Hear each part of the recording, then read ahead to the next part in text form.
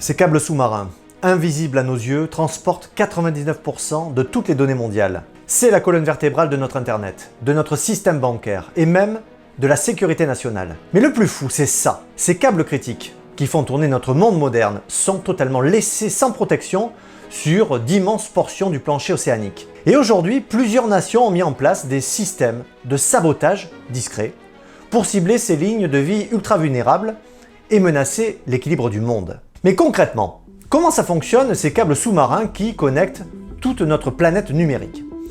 Il faut les imaginer comme des autoroutes de lumière enfouies sous l'océan. À l'intérieur de chaque câble, des fibres optiques transportent l'information via des impulsions lumineuses et relient les continents en temps réel. Et même si ça semble tout droit sorti d'un film de science-fiction, on pose déjà des câbles à travers les océans depuis longtemps. Le tout premier câble téléphonique transatlantique date de 1858. Mais le vrai tournant arrive dans les années 80 avec la fibre optique qui décuple la capacité de transport des données. On parle de révolution technologique. Ce qui prenait plusieurs minutes avant se fait désormais en millisecondes. Et ça change tout. Mais alors, pourquoi on devrait se soucier de ces câbles qu'on ne voit jamais? Eh bien, parce qu'ils sont bien plus vulnérables qu'on ne le croit. Déjà, ces câbles sont hyper fragiles.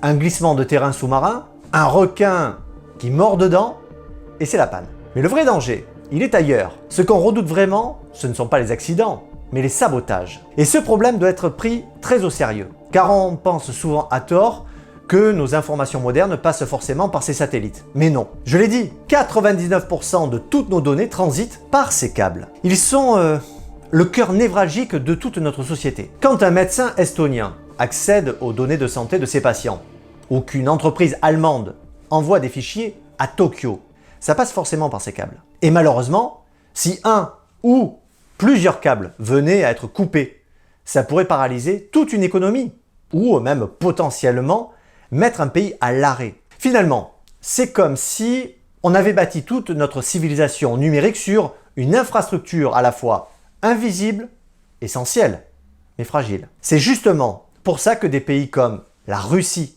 exploitent cette faille en sabotant des réseaux spécifiques pour affaiblir tel ou tel ennemi. Comme on l'a vu récemment en mer Baltique par exemple.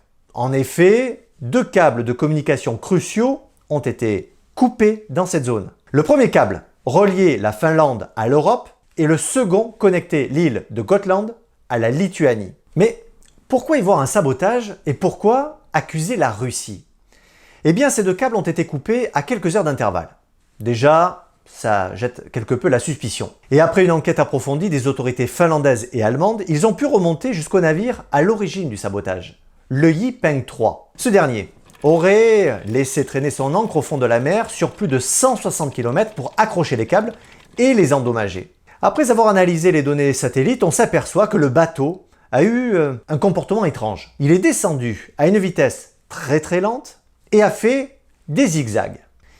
Mais au-delà de cette anomalie, rien ne vous interpelle dans ce que je dis. Je vous parle d'un sabotage russe alors que le bateau s'appelle le Yipeng 3. Ça sonne pas très russe quand même. C'est normal, car c'est un bateau chinois. Alors, pourquoi accuser les Russes? Eh bien, selon l'enquête, des éléments troublants sont soulevés. Déjà 1. La zone est stratégique pour la Russie. 2. Ce bateau, qui naviguait en eau chinoise depuis 2019, a subitement pris la route pour la Russie.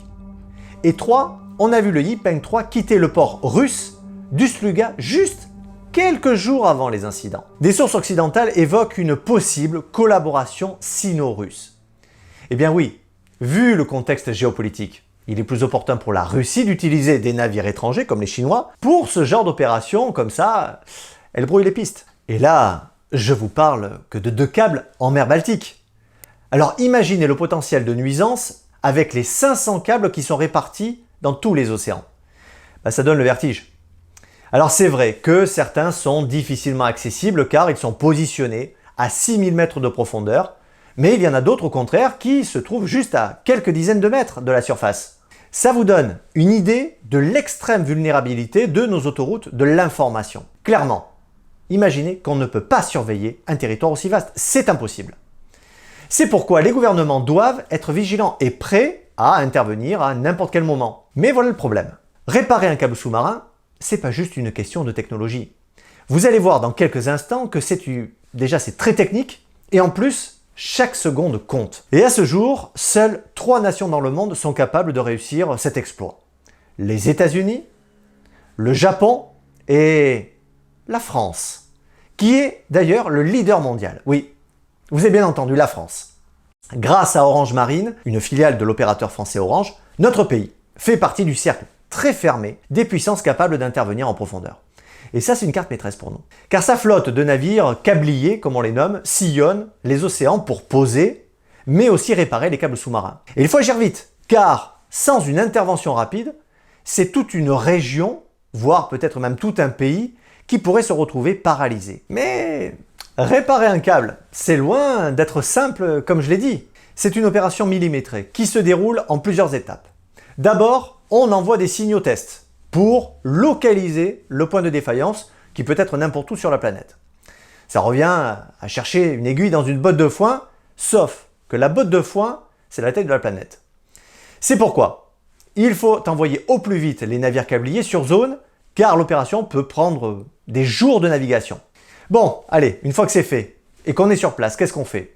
On envoie des grappins ou des robots sous-marins pour aller attraper le câble. Après, on va le remonter à bord pour l'inspecter. Puis, on sectionne la partie qui est endommagée pour la remplacer par une nouvelle portion. Mais le plus délicat, c'est ça. Les fibres optiques doivent être reconnectées et soudées avec une précision extrême. Pour chaque joint, il faut compter entre 15 à 20 heures de travail de soudure. Vous imaginez? Un défaut, même minuscule dans la réparation, peut entraîner des pertes de signal sur des milliers de kilomètres. Et une fois qu'on a réussi cette prouesse, on renvoie le câble dans les profondeurs. C'est pourquoi on peut dire que saboter ces câbles sous-marins devient l'arme parfaite d'une guerre sans visage. Pas besoin de missiles ou d'armées, juste une pince coupante et on plonge un pays dans le silence. C'est ça la guerre moderne. On peut frapper au cœur une nation et en toute discrétion en plus. Et sachez-le, dans cette affaire, 2 nations sont à surveiller de très près. Tout d'abord, la Russie, on l'a vu déjà un petit peu, qui a à sa disposition une flotte de 800 bateaux fantômes. Alors, quand je parle de bateaux fantômes, évidemment, je ne parle pas de bateaux maudits, tout droit sortis de Pirates des Caraïbes, non. Je parle de vrais navires, des cargos, des tankers, parfois gigantesques, mais qui sont totalement invisibles. Invisibles au radar. Alors pourquoi? Parce qu'ils ont fait une chose interdite. Ils ont coupé leur transpondeur, qui est le boîtier justement qui permet de les localiser et de les identifier par le reste du monde. Donc, plus de signal, plus de traces, et on échappe à tout contrôle. 160 de ces 800 navires seraient impliqués dans des opérations de cartographie secrète, voire de sabotage ciblé. Prenez le Yantar par exemple, un bâtiment russe qui se présente comme un navire océanographique. En réalité, il est constamment surveillé par les marines occidentales, car il rôde, sans arrêt, autour des câbles sous-marins de l'Atlantique et de l'Arctique. Mais officieusement, le Yantar est en fait soupçonné d'activités d'espionnage sous-marin. Grâce à des sous-marins habités et des robots spécialisés, il peut cartographier les fonds marins et manipuler des objets de grande profondeur. Et même si le Yantar n'a pas été directement pointé du doigt, son nom revient bizarrement, systématiquement, dans ce type d'incident grâce à ses capacités techniques et aussi un peu à son historique. C'est pourquoi on parle de guerre hybride. On n'utilise pas de choc frontal avec une attaque au missile ou l'envoi de troupes. On est plus dans l'idée d'affaiblir et de désorganiser ses ennemis. Mais la Russie n'est pas la seule à jouer sous la ligne de flottaison. La Chine aussi s'invite dans cette guerre invisible. Et elle y arrive grâce à un jouet redoutable.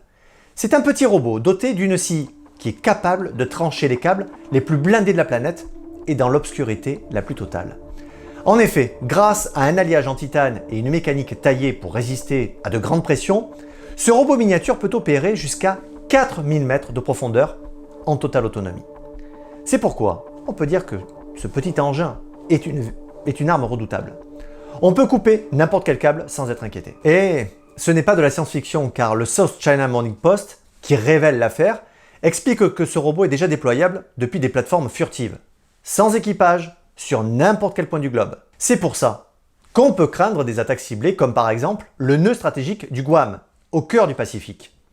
Ce nœud est un carrefour vital où s'entrecroisent 12 câbles sous-marins connectant les bases militaires américaines, les clients civils et même Google.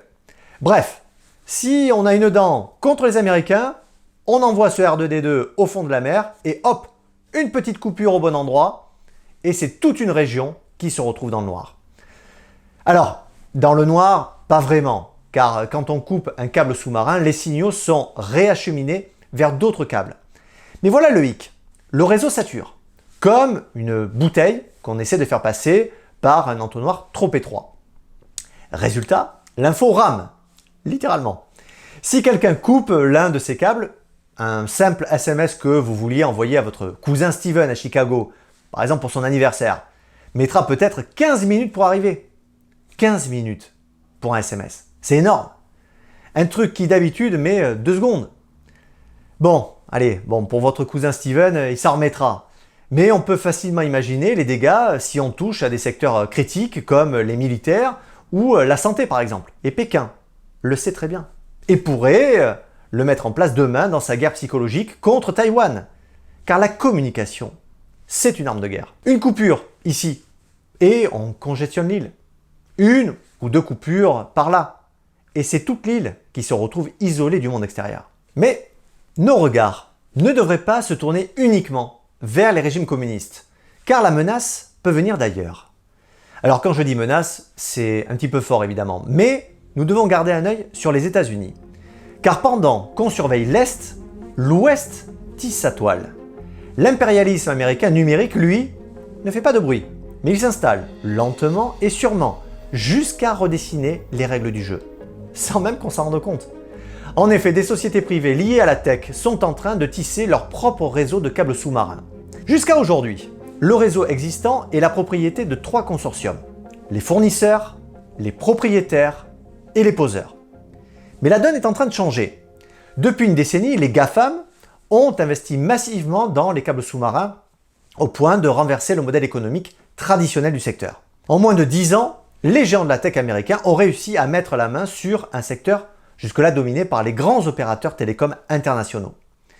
Concrètement, il est devenu presque impossible de poser un câble transatlantique sans qu'un GAFAM soit de la partie. Meta, par exemple, est en train de déployer le plus long câble sous-marin au monde. D'une longueur de 50 000 km, Waterworks reliera 5 continents. Avec ce projet à 10 milliards de dollars, la maison mère de Facebook et Instagram vise à libérer le fameux potentiel de l'IA. Mais il ne compte pas s'arrêter là. Il prévoit de mettre plusieurs milliards chaque année pour renforcer son réseau invisible. Et une fois que ce maillage sera complet, ces entreprises ne détiendront plus seulement les contenus ou les données. Non, elles contrôleront carrément l'autoroute sur laquelle tout circule. Autrement dit, elles auront les clés du coffre et le coffre lui-même. C'est pas juste une mainmise sur le numérique, c'est une privatisation totale du réseau mondial qui se profile. Alors, est-ce que l'équilibre du monde tient à un fil? À l'heure actuelle, on peut raisonnablement le dire, oui, pour le moment. Tant que le réseau n'aura pas été 100% sécurisé, ce qui peut prendre encore des décennies. En effet, on l'a vu, ces câbles sous-marins sont devenus des leviers d'influence et des armes géopolitiques à part entière. Mais le plus dangereux dans tout ça, c'est ce côté sournois, imprévisible. On ne déclenche pas une alerte nucléaire pour un câble sectionné, on est d'accord. Et pourtant, une simple coupure peut semer le chaos, ralentir une armée, isoler un pays ou paralyser une économie. C'est cette zone grise entre l'accident et l'attaque qui rend l'arme presque parfaite.